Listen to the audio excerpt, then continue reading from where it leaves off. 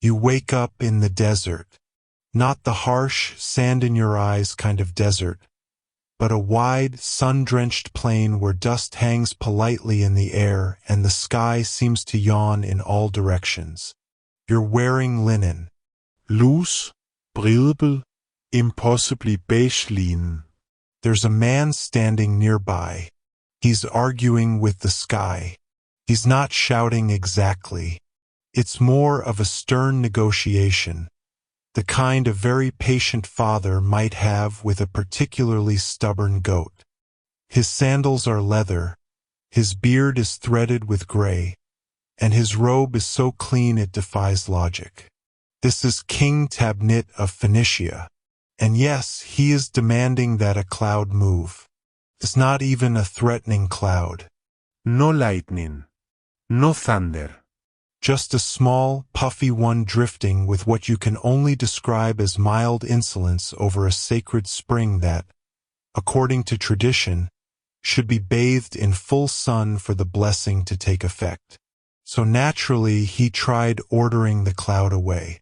When that failed, he built mirrors to reflect sunlight around it. Then priests waved incense and sang songs in several different dialects, just to be safe. The camel was consulted. The camel was, characteristically, unhelpful. You sit beside a very old temple wall, worn smooth by time and goat traffic, and sip something made of fermented figs and mild regret. The cloud stays. You probably won't make it through this day without chuckling once. So let yourself exhale. This story is not about glory or conquest. It's about weather, hubris, and the kind of diplomacy you can only attempt with the sky. Before we begin, feel free to like, subscribe, and comment where you're listening from, especially if you've ever lost an argument to something with no face. Now let's drift softly into tonight's story, Sacred Springs and Uncooperative Weather. You're still in the desert, though now it smells faintly of wild thyme and something that might be ceremonial goat butter. The wind carries lazy whispers from nearby fig trees, and the cloud, yes, still there, hovers like it paid rent. King Tabnit is pacing now. He has consulted 3 priests, 2 astronomers, and an elderly olive seller named Japheth who claims to know what clouds want. None of them have been particularly helpful, though the olive seller did leave behind a small dish of tapenade in case that helped spiritually. You learn that this particular spring, the one the cloud refuses to leave, is sacred to Shamash, a sun deity with strong opinions about punctuality. Every year, around the summer solstice, the sun is supposed to beam directly into the pool's center, casting a glowing circle, a celestial wink of approval. This year, however, the cloud has arrived early, and it refuses to move. Perhaps it's not a cloud, one priest suggests. Perhaps it's an omen. Another counters, perhaps it's a test. Tabnit mutters something about tests always showing up when he doesn't have the answers. Historians still debate whether the ritual actually required a clear sky or if this was a later embellishment from royal scribes trying to explain a particularly underwhelming ceremony. But it's clear from the tablets, and a very annoyed inscription on a ceremonial basin, that this year's solstice event was, quote, obscured by vapors most discourteous. You sit on a stone ledge nearby, watching as the king orders a group of attendants to wave fans at the sky. Large, awkward palm fronds wag in unison. The cloud does not budge. The musicians start playing flutes in a key that can only be described as apologetic. And in this moment, it occurs to you, humans have always tried to control things far too large for their hands, whether fate, the popularity of their grandchildren. You lean back against a sun-warmed wall and smile. There's a strange kind of beauty, this dance of hope and futility, like building castles in a tide pool. And the cloud? It drifts, just slightly to the left. Not enough to help, but enough to tease. The official ceremony of mild disappointment. The sun is still hiding. It's not gone, just politely obscured, like an actor who missed their cue but refuses to leave the stage. The cloud lingers, and so do the expectations. It's the day of the solstice ceremony, and King Tabnit is wearing his finest robes, which appear to contain more embroidery than fabric. Tiny lions chase tiny gazelles across his sleeves. You suspect they were stitched by someone with a sense of irony. The priests have begun the chants.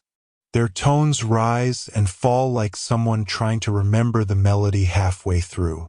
A drum thuds gently in the background, less for rhythm and more to imply that something important is definitely happening.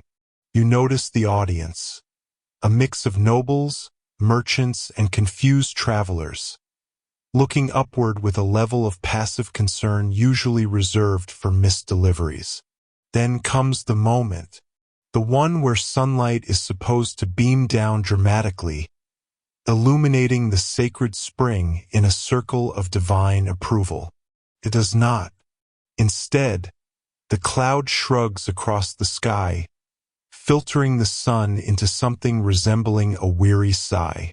Tabnit holds out his arms anyway. The priests pretend not to notice.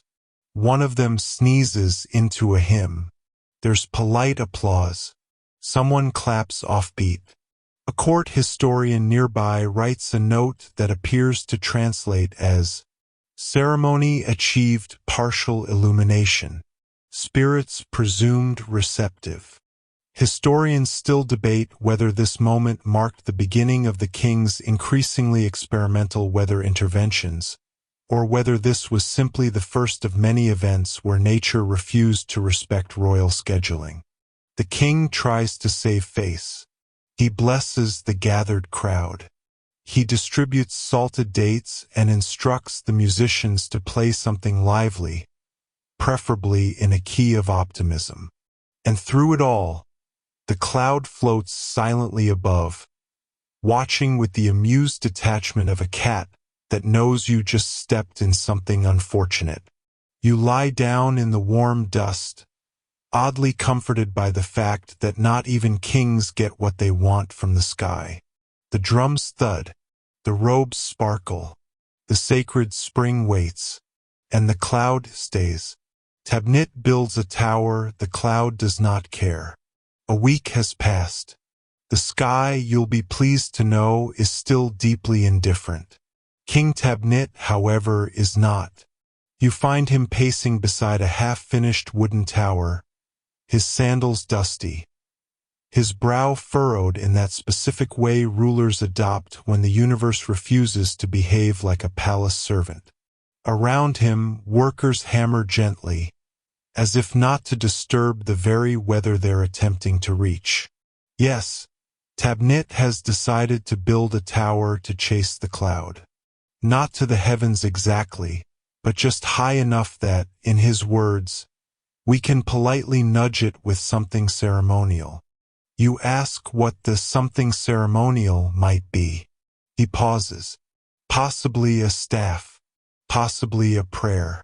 Possibly a stick with ribbon. The plans are vague. This structure, part scaffolding, part stage, part personal statement, is made of cypress wood and quiet desperation. A pulley system has been installed, presumably to lift Tabnit or his trusted weather-interpreting parrot, Sephew, who has been glaring suspiciously at the sky since the incident began. You climb partway up the tower. From here, the view is hazy. You can see the sacred spring, the city walls in the distance, and several curious onlookers pretending not to stare. The cloud? Still exactly where it was. If anything, it now appears slightly broader, like it has invited friends. A council meeting is called. Several elders recommend interpreting the cloud as a sign of fertile rains to come, thereby salvaging the ritual's reputation. One scholar suggests building mirrors in the hills to redirect sunbeams around the problem entirely. Another proposes moving the ceremony to indoors, which nearly causes a diplomatic incident. Tabnit listens, then sighs. Or perhaps, he mutters, the cloud simply doesn't like us. Historians still debate whether this tower was truly intended for cloud relocation or merely a stage for royal sulking.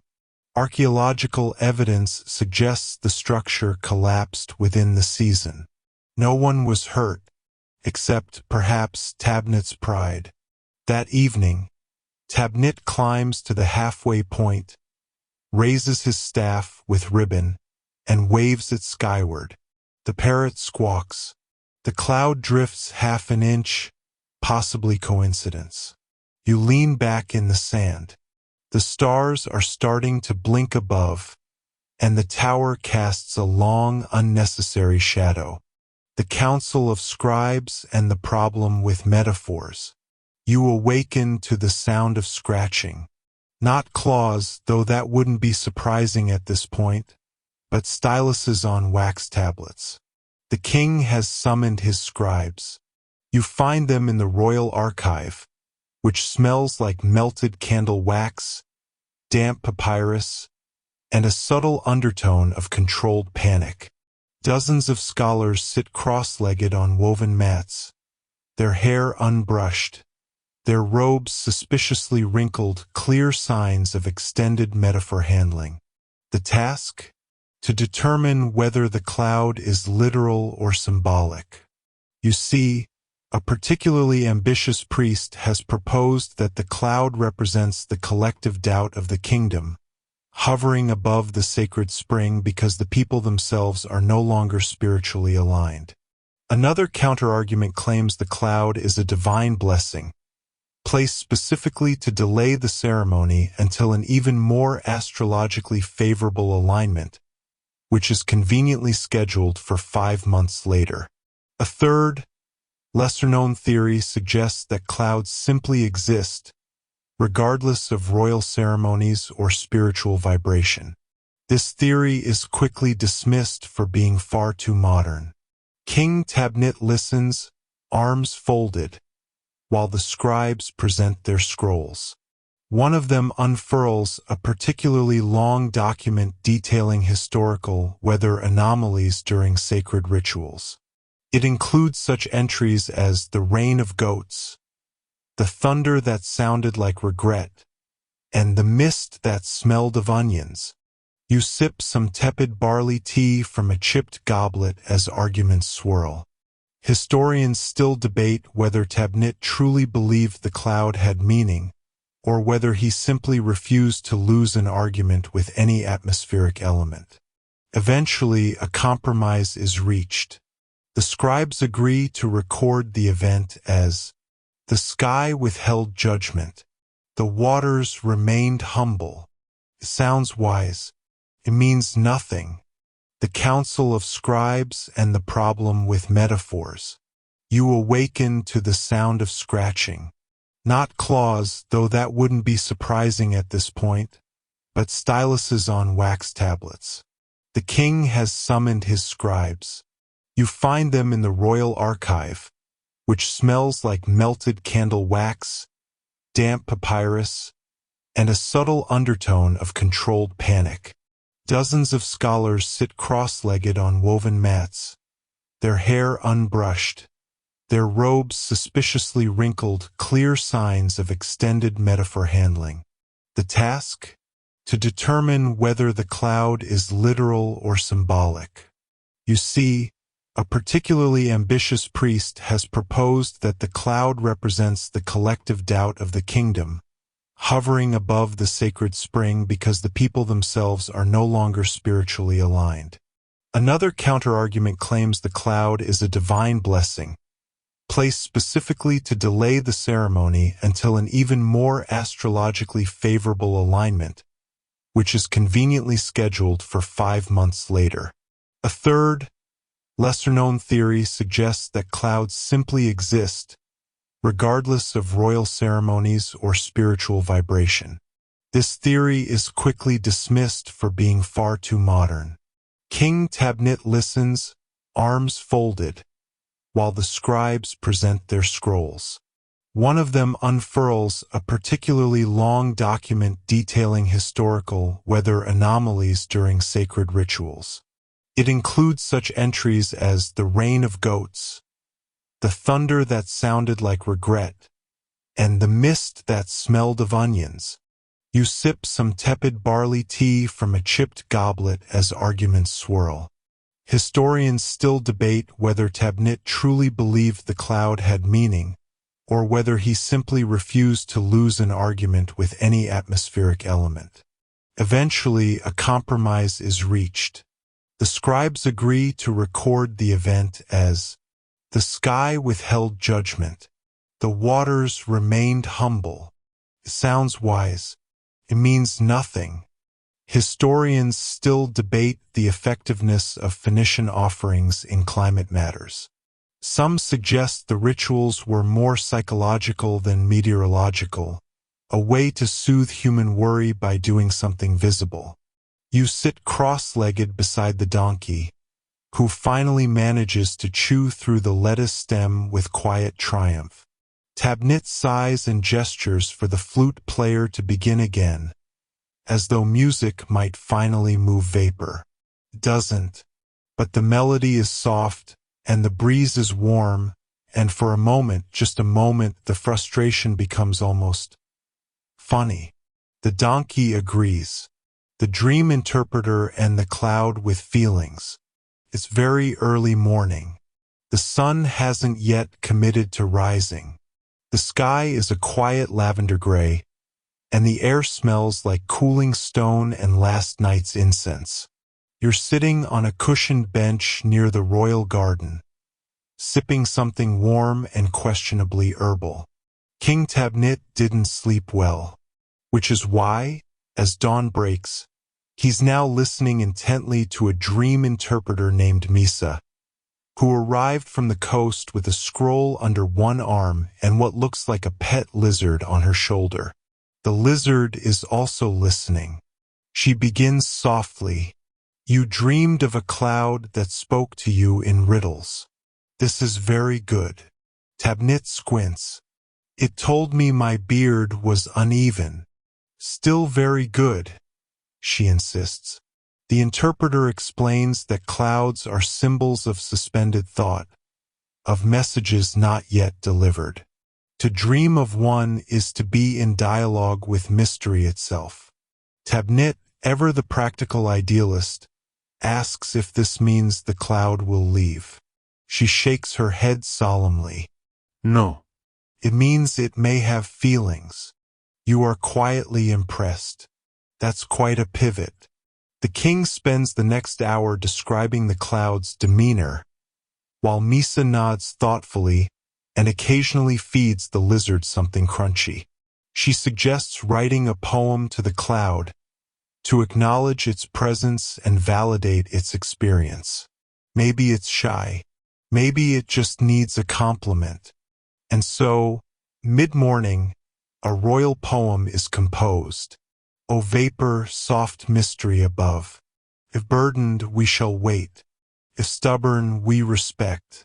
But if simply lounging, do consider moving slightly left."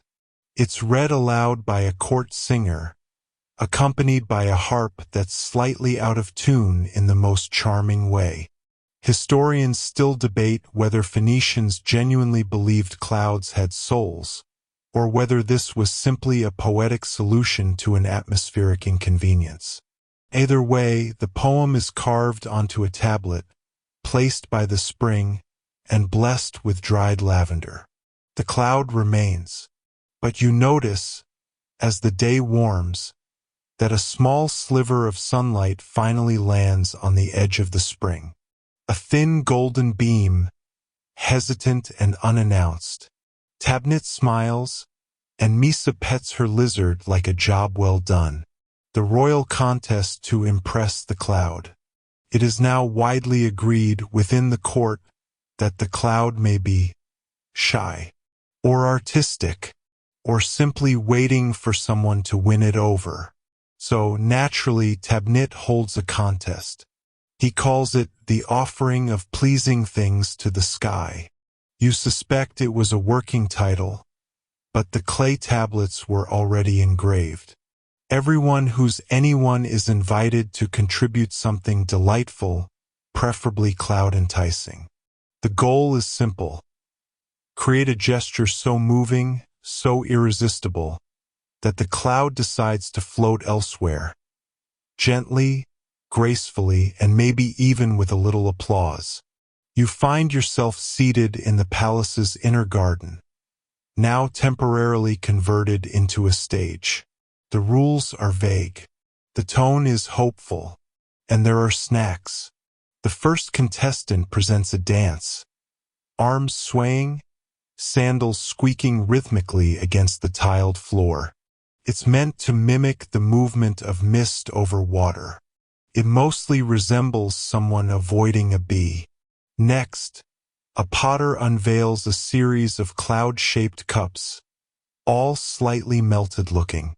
He pours water into one and announces, "It's metaphorical."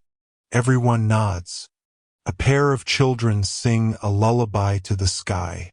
It's out of tune and deeply sweet. One of them sneezes into the final note. The audience claps anyway. Then comes the highlight. A young scholar with an obsession for weather presents a device he calls the cloud box. It's a hollow bronze frame that hums when wind passes through. "It sings for the sky," he explains, before realizing it requires wind. There is no wind. It sings nothing. Historians still debate whether this contest was earnest ritual or elaborate group denial. Some records suggest Tabnit genuinely believed joy might soften the heavens.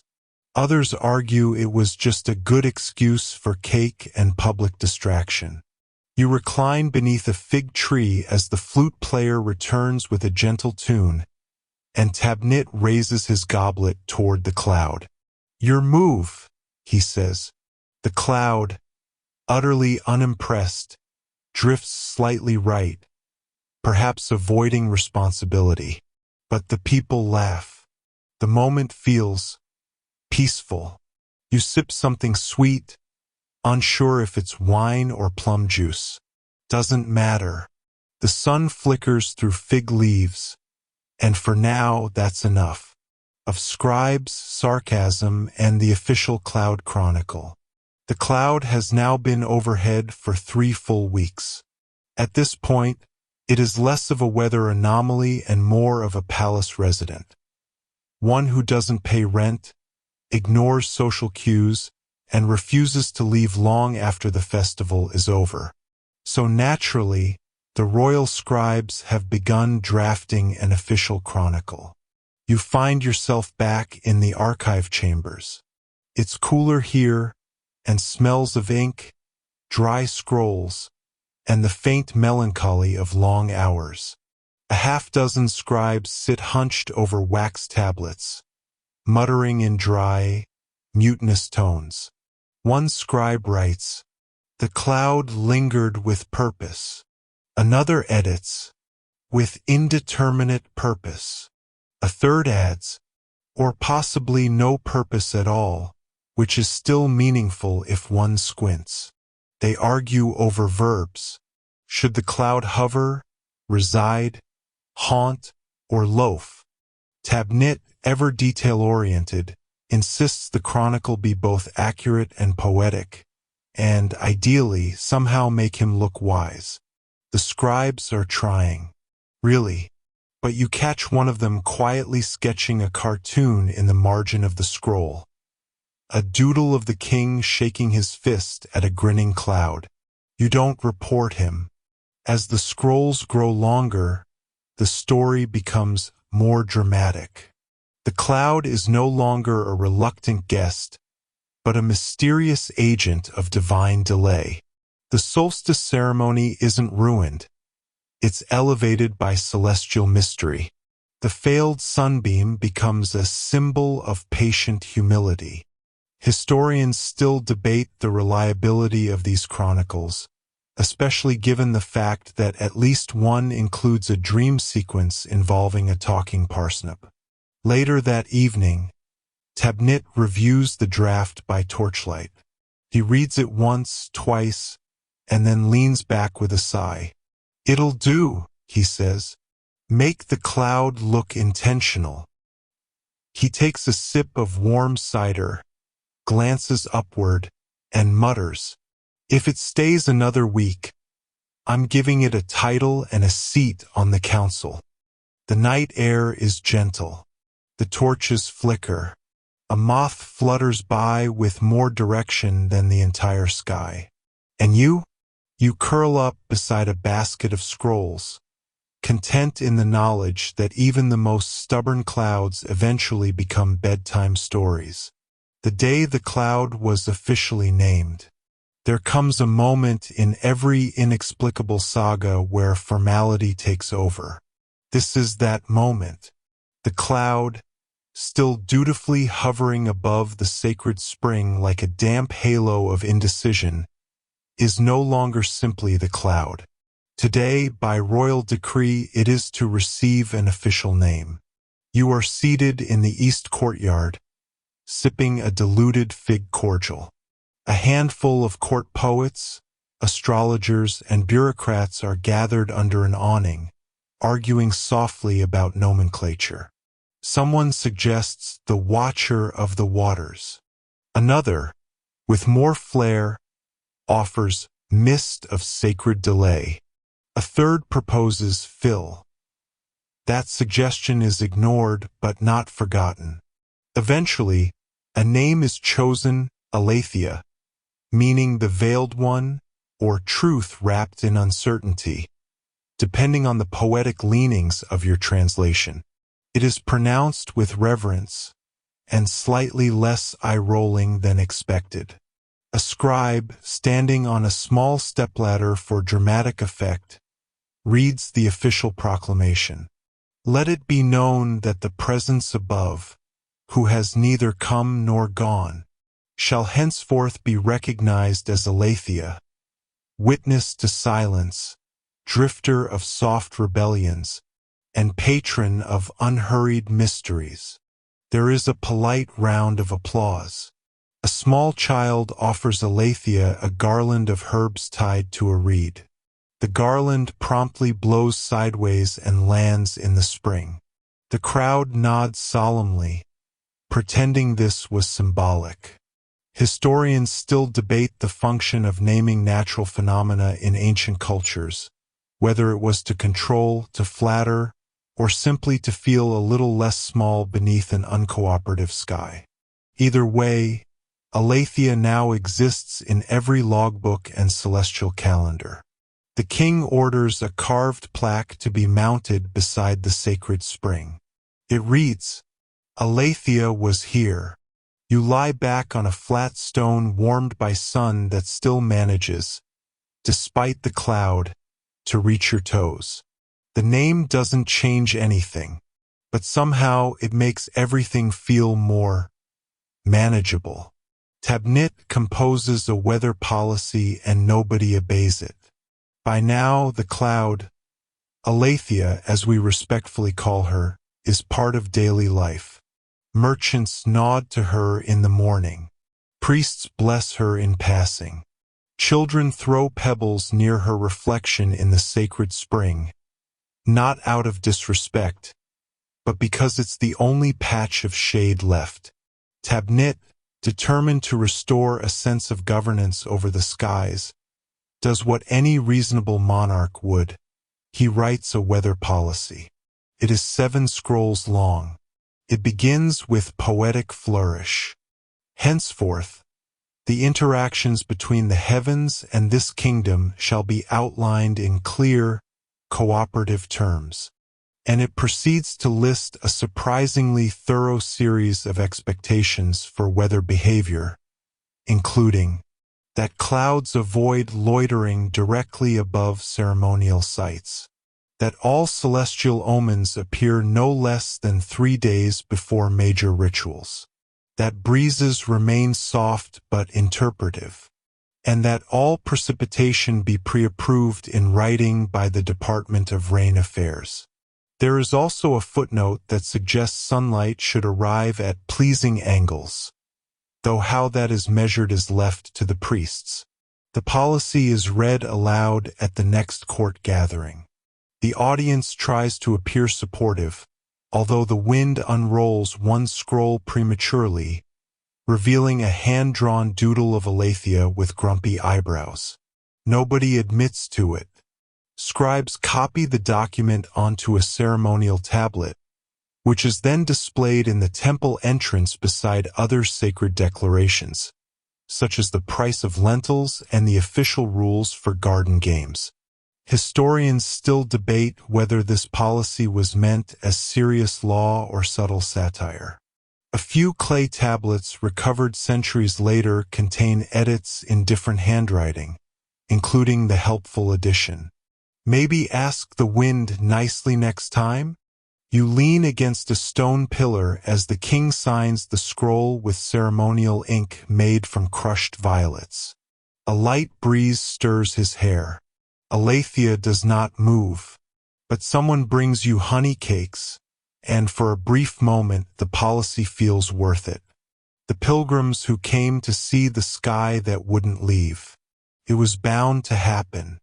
A story this strange about a royal ritual, a stubborn cloud, and a king with a flair for poetic weather policy was never going to stay local. By the 12th week, pilgrims start arriving. First in small groups, then in caravans. They come from the mountains, from seaside towns, from dry inland plateaus. Most say they heard whispers in the marketplace. Some say a trader told them of a miracle cloud that refused to leave. Others claim they had a dream about a wet cotton ball and woke up knowing they had to be here. You find them wandering the temple gardens, dressed in travel robes, their sandals caked in road dust. They gaze upward at Aletheia and murmur reverently. One offers her a carved olive branch. Another recites poetry. A third simply stares, then softly mutters, "That's a very committed cloud." Local vendors are thrilled. They start selling cloud tokens, smooth stones painted white, pieces of bark in vague shapes, and one particularly creative item, a doll made of goat wool with a face drawn in charcoal, called Little Aletheia. Tabnit, to his credit, tries to remain dignified. He orders extra water for the travelers. He opens the outer gardens. He even commissions a small shrine with inscriptions like, "Here hovered the patient one. She stayed, therefore we waited." Historians still debate whether these pilgrims viewed Aletheia as a divine sign, a spectacle, or just a reason to take a break from their usual week. Either way, the city is buzzing, but softly, reverently, like it's waiting for the sky to speak. One elderly woman claims that the cloud changed shape slightly while she was praying. She describes the new form as resembling a thoughtful turnip. No one disagrees.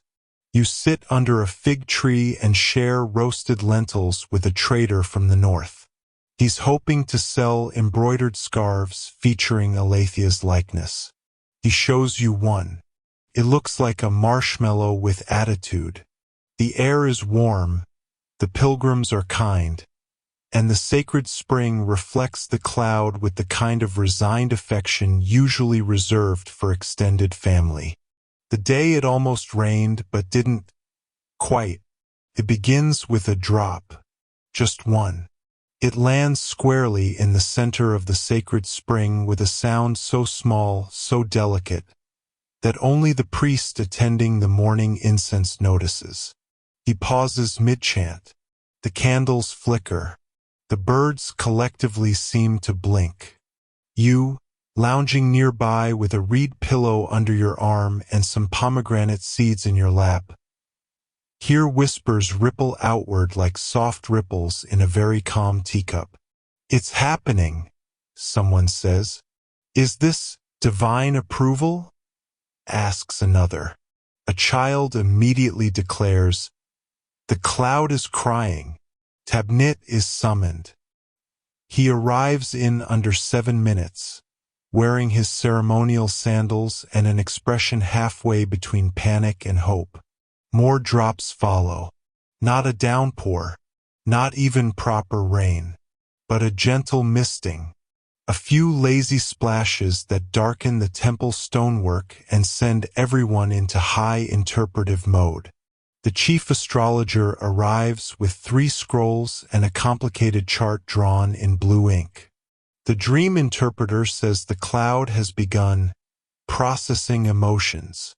One courtier claims he tasted a drop and that it was deeply emotional, with notes of nutmeg.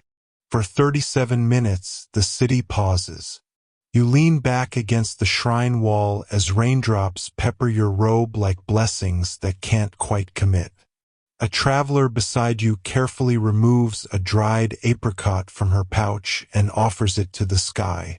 Nothing happens. Historians still debate whether this mini-shower was real or the result of collective wishfulness and an ambitious fountain malfunction. Some suggest a passing bird might have been involved. Regardless, Tabnit makes a declaration. This partial precipitation shall be remembered as the slight weeping of Aletheia. A scribe records it promptly. An artisan begins carving it into soft stone before the clouds change their mind. And just as suddenly as it began, it stops. No thunder. No gust. Just a quiet fade, like a sigh, like a dream shifting position. The cloud remains. The spring glistens. The offerings remain damp in a spiritually satisfying way. You close your eyes for a moment and drift somewhere between waking and wondering, half convinced the next drop will hold the answer to everything. The official festival of accepting the sky. After many weeks, perhaps months, time has grown fuzzy and soft. Tabnit finally comes to terms with a simple truth. Aletheia is not leaving. And so, rather than fight the mystery, the palace embraces it fully. The result? A new annual holiday, the festival of accepting the sky. Preparations begin at dawn. Garlands of dried lavender and fig leaves are hung from every colonnade. Children are instructed to walk with cloud-like calm. A royal baker creates a cake in the shape of mist. It mostly looks like a pile of mashed barley, but everyone claps politely. You help set cushions around the sacred spring. A placard is posted nearby. Hovering is also a kind of blessing. The day is structured loosely around cloud-themed activities. The official schedule includes a softness parade featuring wool-draped dancers, a poetry reading called Verses for Vapor, and a game where nobles try to guess what Aletheia is thinking. Spoiler, it's probably nothing. Tabnit delivers a short, elegant speech. We began by asking why, then how, and now we ask, would you like a plate of olives? The crowd laughs. Someone releases a dove. It immediately lands on a fruit platter. Divine symbolism? Maybe just a hungry bird. Historians still debate whether this festival was spiritual, performative, or simply a very elaborate way of saving face. Some clay tablets suggest it boosted morale. Others note a sharp rise in sales of blessed umbrellas. You recline on a shaded cushion, watching fig trees sway gently beside the spring. A lute plays somewhere nearby, soft, slow, meandering, like a song trying to remember its middle verse. Above, Aletheia remains exactly where she's always been. Not ominous, not glowing, just comfortably present. Like a ceiling you never questioned until someone asked where the roof came from. And you drift into a nap beside the altar, your last thought being, maybe stillness is the gesture.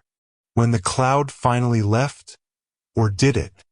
It happens without fanfare. No trumpet, no prophecy. Not even a mild breeze to whisper a goodbye. You simply wake one morning late, because sleep here is warm and heavy, and glance toward the sacred spring, only to find nothing. Aletheia is gone. The space above the water is clear, pale blue, gently unremarkable. The kind of sky most people wouldn't even notice, unless they'd spent 73 days watching a single, stubborn cloud hover there like a house guest too polite to leave and too peculiar to ask to stay. You rise slowly. The city is just beginning to stir. A few other early risers glance upward. Heads tilt. Mouths part. A silence falls, not of mourning, but of marvel. Tabnit is informed over breakfast. He nods softly, then orders a bronze plaque to be placed beside the spring. Here stood Aletheia. She waited, and we did too. The shrine remains, so do the pilgrims. Some believe the cloud's absence is proof of blessing fulfilled. Others argue she simply moved on to haunt another ritual elsewhere. Historians, of course, still debate the whole thing. Some claim Aletheia was a rare meteorological anomaly, trapped by the unique curvature of the valley. Others say she was a test from the gods. A few assert with stubborn cheer that she's still there. You just have to believe hard enough. You spend your final afternoon by the spring. The water reflects nothing but clear sky now. A bee floats lazily above the reeds. Someone nearby is humming. And strangely, despite the absence, despite the long saga of meaning and mess, you feel no need for explanation. Some things, like dreams or clouds, or long naps on cool stones, are better left unfolded. You lie back. The stone is warm from morning light. Your breathing is slow. A breeze stirs the fig leaves, then pauses like it, too, is listening for something that no longer needs to arrive. Wind down, the soft fade of wonder. The sky is quiet now. The festival flags hang limp in the warm air. The sacred spring glimmers without a watcher above, its surface smooth, a mirror that no longer reflects mystery, but memory. You stay there, still and gentle. The stone beneath you, the sky above, the faint rustle of linen in the trees. All of it blending into one long breath, like a sigh you didn't know you'd been holding. People walk more slowly now. They speak in half-whispers like a library of weather. Not because they're sad, but because they learned, somehow, to move gently. And you feel it, too. Your heartbeat like distant drums of a parade long past. Your thoughts softened like moss beneath water. You do not need a cloud to wonder. You only need a moment. One like this, where nothing happens, and yet everything is present. So rest now. The story is still here, waiting in the breeze, folded in stone, floating somewhere between fig leaves and sky. And you are precisely where you should be, drifting, quietly, completely. Good night.